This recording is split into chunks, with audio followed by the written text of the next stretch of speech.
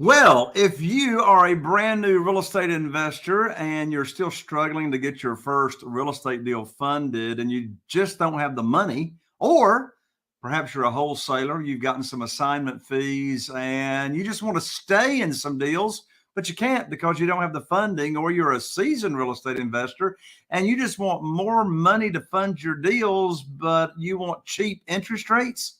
Hey, if you answered yes to any of those questions, don't go anywhere because I'm getting ready to plug you into the money.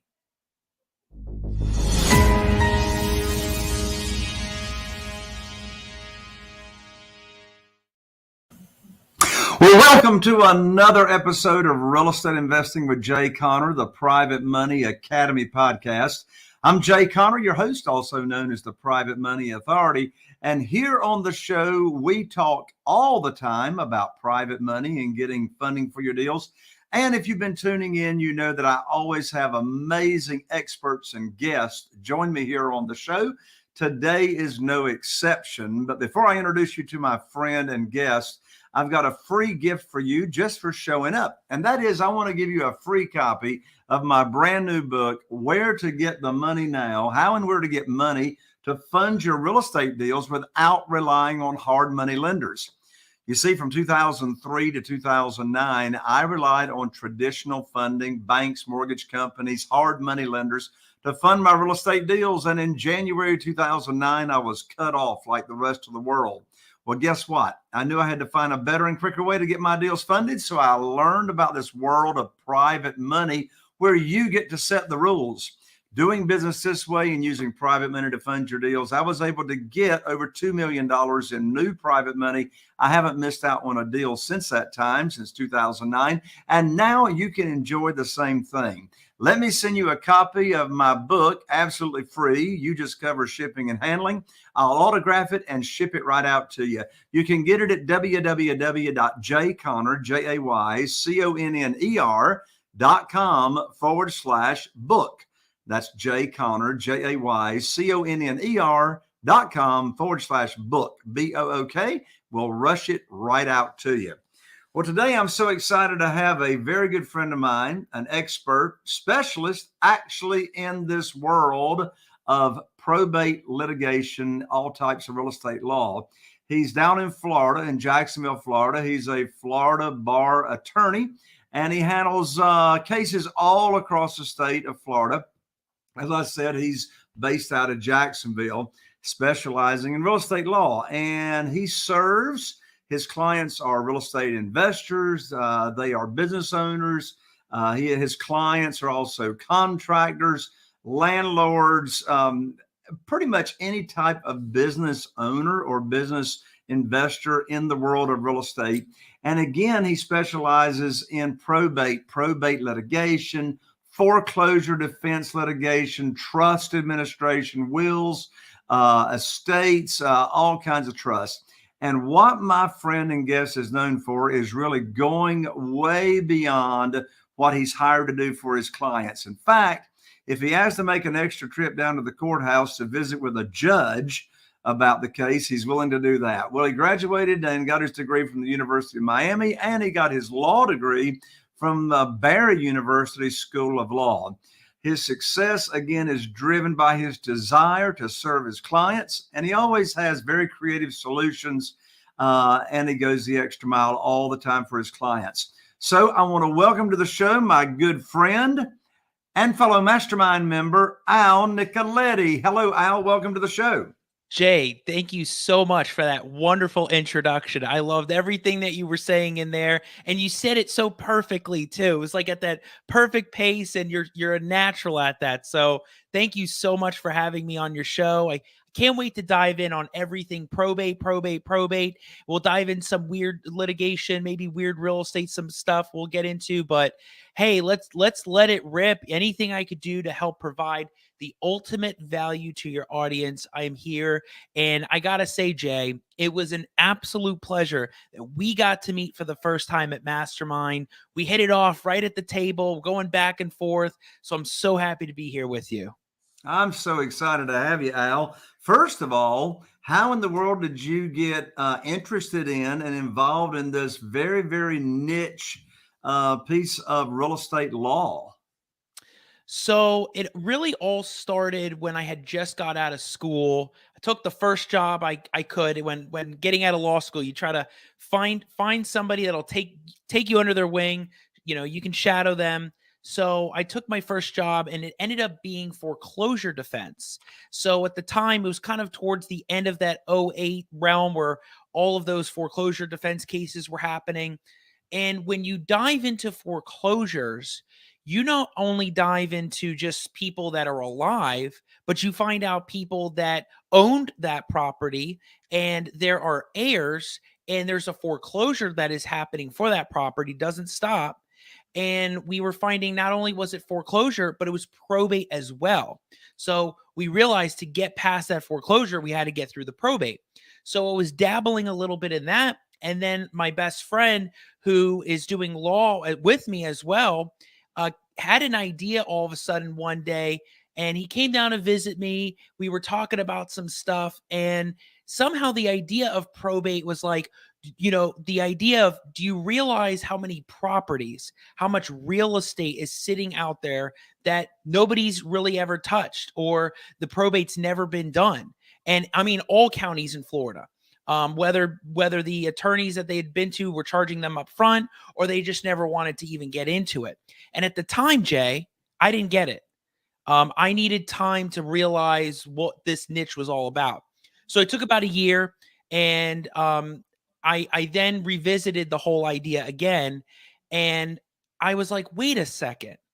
There are a ton of properties, real estate in Florida that have never gone through probate, or they need a specialist to come in there that provide a solution to that problem.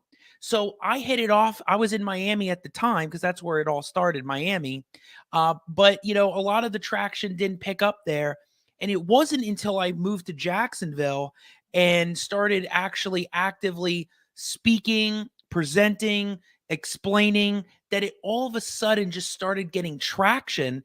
And then fast forward like 2-3 years later, it has just exploded. And the concept of it is incredible. I don't think there was really anybody that was going after it or explaining it the way I had. And it's all about simplifying and boiling it down to basics and understanding for everybody to understand. And so I found that niche, took off with it, just ran with it, and it's just been blowing up today. And with the pandemic, I actually had to niche down my practice even more. So, everybody was going through all the landlord tenant issues. I actually made a decision, like right when the pandemic hit, to tell myself, do I also take on and dabble in some landlord tenant, or do I go harder into the niche of probate? And I made that decision. I said, no, I'm not taking on the landlord tenant stuff. That's going to be crazy stuff to do right now. We have deals to get done right now. We have probates to do. People have deals to close that are not landlord tenant related. And the moratorium didn't stop probates, right? Courts were open. So found that niche, went harder. Jay, it is blown up. I mean, I couldn't tell you how crazy it's been. It's just blown up, and I love it. Well, Al, let me ask you this question. I want to make sure that our audience is all on the same page here with what you're talking about. So let's be really, really simple in answering this question. So you have an individual that dies. So you have the deceased, and the deceased owned real estate. And so take us through the timeline and definitions. What is pre-probate? What is probate? And what triggers it to start? And what triggers it that it never did start? So first with the definitions. So definition probate, really straightforward, easy, streamlined. Somebody owned real estate, and the real estate is in their name, and they die. Now, for the true heirs, whether it was inherited through a will, or maybe there's no will, maybe there's a spouse or children, kids, in order for them to then either get title to the property or to sell the property to maybe a buyer, or get it listed or get it out there through a contract, they are going to have to go through this court process called probate. And all it's doing is moving title over, shifting the title from the deceased to the heirs. That's it. So when you hear, Jay, about pre-probate, and when it, that comes to like leads and lead sources, but pre-probate in the world of leads and sources is somebody owned that real estate, they died, and the death may have been really recent, right? It may have happened 2-3 weeks ago. But also pre-probate means that it hasn't gone through the court process. There have been no filings. Nobody has started. Nobody's initiated it and filed a paper in court to do it. That's pre-probate. And pre-probate, believe it or not, doesn't just have to be that the deceased passed like 2-3 weeks ago. There have been many properties where the probate had never been done for 20 years. And that's how that all tied in with how I got started, was realizing, wait a second, how many there are that have never gone through the process. So pre-probate is, it hasn't been started, hasn't been initiated, and the person may have passed recently or died 20-30 years ago, and still it has to be done here in Florida, at least. So then you have probate leads. Probate is where the person died. They've gotten an attorney. They've now engaged with that attorney. They are working with the lawyer to file the probate. They file it. They actually get it in the courthouse. Now it becomes a public record. Anybody can see it. All of a sudden, Jay Connor's taking his mouse and going, "Ooh, that looks like a nice house." And you can actually go through the files and find it. Now, those are open files, right? Probate and pre-probate are very different. But the money hits, I think, are the pre-probate, because that's where there's less competition. There's less people trying to go through that part, as more people will go to the courthouse. They'll take a backpack, they'll get paper, or they'll buy a list from the courthouse or print it out a line and go through it. Those are the differences in probate. That makes sense. Is there a way, or does real estate ever pass title and ownership from the deceased to somebody else's name without going through the probate process? Well, it depends if you're using mechanisms to avoid it, right? So there's probate where title's in their name and there's no special deed, there's no trust or anything like that. You may see where the person owned that property, and maybe it's husband and wife. They're on title together. They're both on the deed together. And husband dies. Well, wife's still alive. They got to get the death certificate recorded. Title moves to wife. Jay Connor wants to buy the house. All he's got to do is get under contract with the wife, right? That's a simple way. Or you have what they call in Florida, I think they have it in North Carolina as well, are the ladybird deeds. It's a new deed. So the person that owned that property while they're alive does a brand new deed, and they retitle it, leaving it for them to own only for their life while they're alive. And upon death, the title would move to whoever they pick on that deed. So they just get a death certificate recorded, and you bypass probate. Those are two ways. There's other ways like trusts and what they also call survivorship, joint tenants with survivorship, meaning whoever lives the longest gets title to the property. But those are ways that you would not need a probate on that property. So what type of service or services do you find yourself primarily serving real estate investors with? Oh, probate for sure.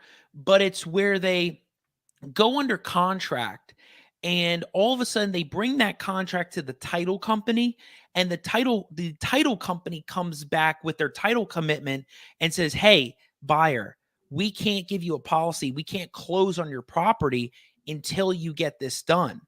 And that's when all of them now are like, "Well, wait a second, we got to go through probate. Where's Al? Where do we go? Like, how do we get this done?" And what's unique about the service that I'm able to provide the seller and the investor on the whole deal is that I don't need anything up front. I can wait until the end. I can wait until the closing for that payment, which helps everybody. That means they don't have to put anything down, and we can just do that whole transaction and get it done. That's the focus. So a lot of it is the distress situation, or Same thing. I'm like a real estate title fixer in a way, Jay, because what happens is same situation. The investor and the seller, they'll go under contract and they'll bring that contract to the title company, and the title will say, well, wait a second, there's an issue. There was like a deed back in like 1980 that's still messed up. There's still issues on it. There's somebody didn't convey, but it went to somebody that's owning it now. Maybe we have to quiet the title. So I find myself with services that are fixing the title issue to then be able for the underwriter, the title company, to then get a policy, an insurance policy to the buyer, so they have clear, marketable, insurable title. But they get funky, they get weird, they get expensive, they can be long. Probate, fortunately, doesn't have to take that long. We could do probates in a matter of weeks, even in Jacksonville.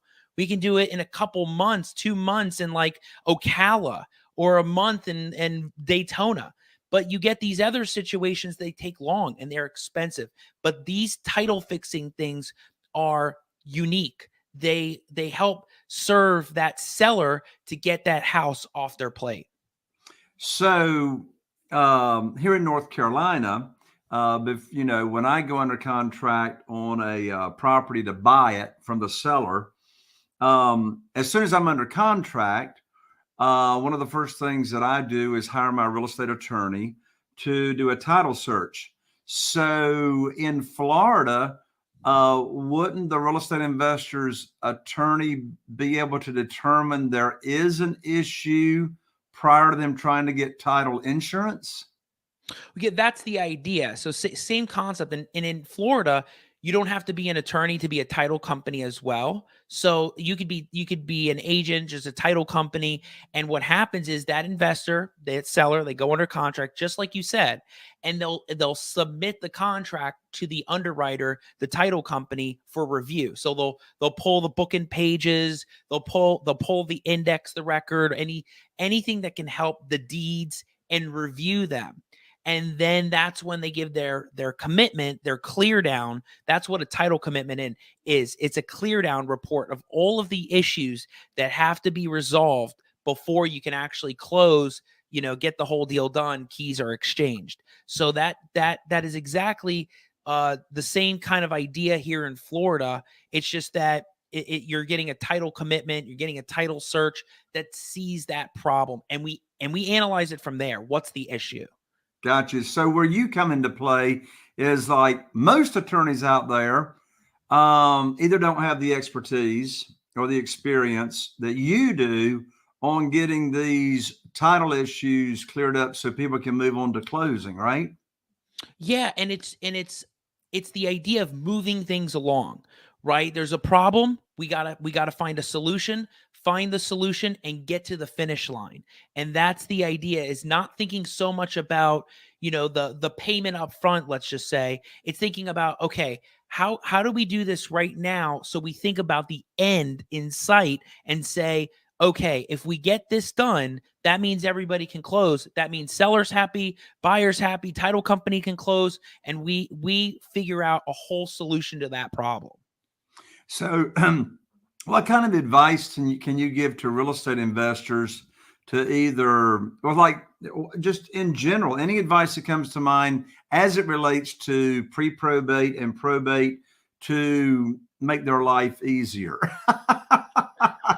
Well, definitely connect with the right professionals, right? So definitely connect with attorneys or title companies that have gone through a probate issue, a process, whether it's on the closing side, whether it's doing the probate, like I'm here in Florida. So, there's that situation of working with the right professionals to help you get there. Having the right skip tracing tools is huge too, because Jay, what happens a lot are investors find a great distressed property. I mean, it's prime area, it's near the beach, it's near a great Airbnb spot. But the problem is that you may not be able to find an heir or two. So having great skip tracing resources or investigators that are not going to cost a lot is really, really key. And I would say a big tip for doing the probate is getting started. So many people want to know this hypothetical or that hypothetical. What if this? What if that? One of the best things you can do, and it's not just probate, it's business in general. Get your feet wet, get into it, dive into it, find one, go for it. And that is where it can really benefit everybody if you just get started with it. But you got to have the right experts, you got to have the right professionals and the people around you that know what's going on, right? They have to understand what's happening. Yeah, Al, I don't know how much you've been involved personally, or perhaps you've heard your clients, real estate investor clients, share with you. But what's some advice, if you have any, from a marketing angle? I hear just stories and stories over the years of a real estate investor markets to estates, or they market to families in a pre-probate that have recently lost a loved one. And it's like, you run the risk of them just being like totally ticked off at you because they view you as, like, not you, the attorney, but view the real estate investor as some ambulance chaser, trying to take advantage of people. What advice could you speak to that? I would say, look, I mean, everybody's situation's different, what they're going through. You're here as the investor to provide value to them, right? They may never get a deal or an offer that you're able to present. So being there and trying to empathize, not sympathize, but empathize with their situation and understand where they're coming from and talking to them, right? Talking to people actually like helps a lot. Not just having a 5-minute conversation, but understanding where they had been. How did it get here? What are they looking for? What is their want? What is your want? What is their want? And understanding what they want and listening to what they want is very, very important. I see it even on my end. When I'm doing the probate, talking to these people, I see the same thing. You gotta listen to what's going on. That didn't happen overnight, Jay. I had to learn that as being a lawyer, because lawyers, they don't stop talking, right? So you have to learn how to like listen to what they want. And I would say best marketing I've seen that you could do is direct mail, cold call. But when you do it, you're coming from an angle of you're not saying, "Hey, my name is this. I can close in 30 days as is, cash. We could do a closing, no problem." You got to approach it from, "Look, I'm trying to help you. I'm looking for a property maybe to buy. I found your property on the records. I'm interested. I'm willing to offer you this price, and I want to just know where you're coming from. I love to come check it out, actually be able to meet with you and see where we go from there." And having that softer approach is the key. And if it's not you, hire somebody that actually has that personality. That may change things too. People don't realize that the power of what personality you have can impact the absorption of that deal. Because if you have that soft personality, you may get that deal. If you have that, type A, drive, you may not get that because that's not what they like. They're resistant to that. So it's all about meshing. What's a weird litigation case you've done that there might be a lesson or two learned that you could share? Oh my gosh. So, we actually, I had one about 3 years ago. We inherited the probate, no pun intended. We actually had to take it over. There was somebody that was working on it.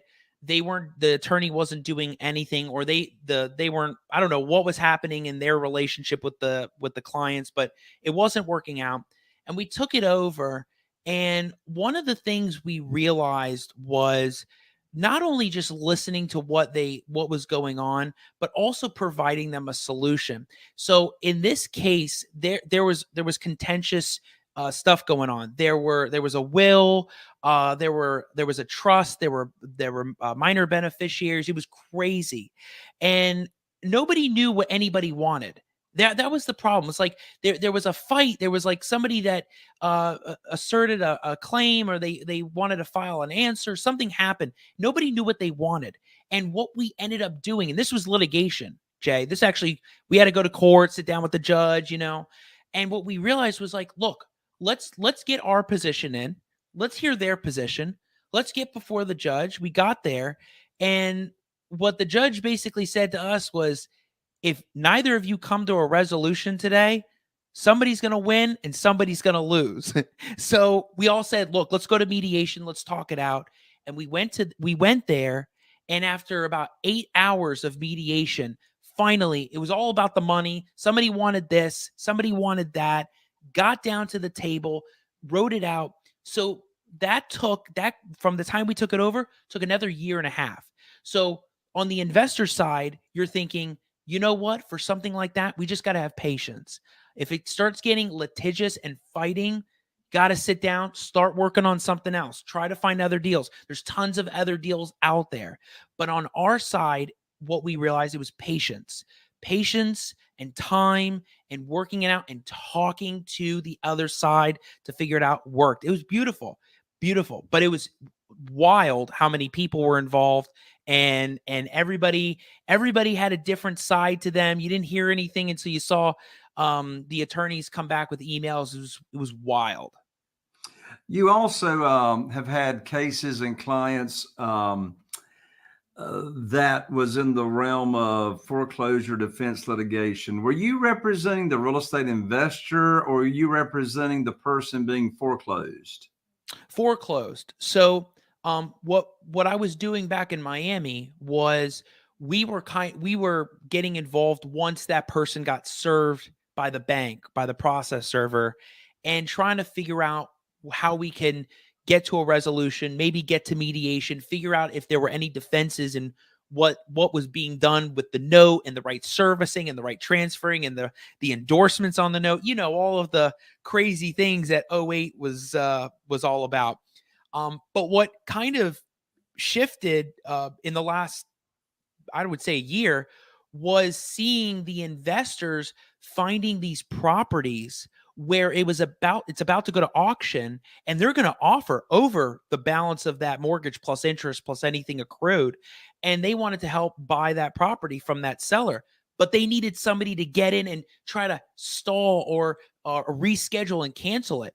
So those are the things that I've been seeing more, because that's helping everybody. Right? That's helping everybody. They're making money instead of going to an auction, going for less. The investors buying that property, so they're dealing with what they have to do. But that is it's that cancel and reschedule sale thing that seems to be a huge thing right now, because, Jay, I'm sure we could get into a whole thing with what these banks are doing with deferments, during the pandemic. Oh, don't worry, you don't have to pay us for a whole year and a half. Oh, but when the year and a half is over, you owe us $22,000, and people can't afford that. And now they need help with somebody coming in and saying, I'll take that off your plate, so you're not in a deficiency situation owing the bank money. Let's buy that property. Let's get you with the right professional that can help get you to that point. So, Al, my final question for the show here with you is, I need you to look into your crystal ball, Al, and share with me and the audience. We're here on this side of COVID. We're not out of it. Foreclosures, as you just said, have, for the most part, been on pause. Have the majority of them. Some of them have, and the majority of them still have not been going to sale. What do you see? What do you see happening? And when do you see it happening as far as foreclosures starting to go to sale? Do you think they're going to be on pause for an extended period of time, or are they getting ready to open up, or what do you think? So I think on what I've been able to see from my end, I think it's starting to happen more now. So I'm seeing more cases, more things going up on the auction block, whether it's tax deeds that are coming up from things that have been postponed. But the foreclosures, I think they're starting to come back. There was somebody that reached out to me and had an issue with the bank where the bank, like I had just mentioned, the bank said, "Hey, now you owe us $8,000 or $20,000," and they just got that letter in December. Well, what does that mean? That means if they're treating that as their default notice, that means they're probably not going to do anything for another 90 or 30 days. Then they're going to start the litigation and the suit in February or January or March, and then start the whole serving process thing. That means that foreclosures are going to just be a wave. There's going to be a wave of them probably in the middle of 2022. There's going to be a lot more on the auction block, but here's the other side to it, is that unlike '08, where the values were upside down and it was more in a short sale, you may find people that the equity is higher because values are going up. And yeah, the deferment payment is high, but there may be situations where they may not be in a deficiency. So they may not be owing any money later. So that's a good thing. But I think end of 2022, more 2023 is where we're really going to see a big shift in inventory. And again, I'm not an investor. I don't do the realtor stuff, but I see a lot of what's happening. Like probate is endless. Like that probate is only going to go up. Like if I told you stats on probate, Jay, you'd be like, what? But foreclosures, I just think we're going to see more of them as we keep going. It's just going to happen. 2022, 2023 is going to be a lot of stuff going on. Well, I appreciate your insight, Al. So you are the attorney that fixes weird, hard title problems, specifically in the niche of probates. So Al, let's tell everybody how they can get in contact with you. And first of all, we got your website at www.alnicoletti.com, all spelled in one word, www.A-I, N as in Nancy, ICOLETTI.com, alnicoletti.com. Any other way to connect with you, Al? I know you got your own podcast show, right? Wow, there's so many things I could go through. Basically, I could do my whole intro of my show right now on your show, Jay. Go for it. Yeah, I'll go for it. So I'm Al Nicoletti. You can find me on YouTube. I have a YouTube channel under Al Nicoletti. I got videos constantly posting on probates, quiet titles, partitions, and I also post my show, the Al Nicoletti Show, which goes live on Wednesdays at 8. I'm on a hiatus right now until season 3, which starts January 12th. It's going to be a great season. Season 3 is going to be the best ever. And you can find me on Instagram at Attorney Nicoletti. And I'm on Spotify and iTunes with the Al Nicoletti Show. But also, Facebook is huge too. You can check it out under Al Nicoletti, posting content all the time. Love posting this stuff. I got videos everywhere, constantly dropping. And like Jay said, check out the website, www.alnicoletti.com. You can find out all the stuff there. You see my pictures, some of the things about me. And Jay, thank you so much for having me on your show. This has been amazing. This is like, we meet at Mastermind, and I could just tell instantly we're going to connect. We're going to be on these episodes and have a great, great time doing this stuff. Absolutely. Al, thank you so much for joining me, man. I appreciate you. Thank you, Jay. All right. Everybody check out Al at all the different places he said. You got alnicoletti.com and Instagram, YouTube, Facebook, all the above. Well, there you have it, folks. Another episode of Real Estate Investing with Jay Conner, the Private Money Academy podcast. And I'm here to serve you folks. I'm wishing you all the best. And I'm looking forward to seeing you right here on the next Private Money Academy podcast.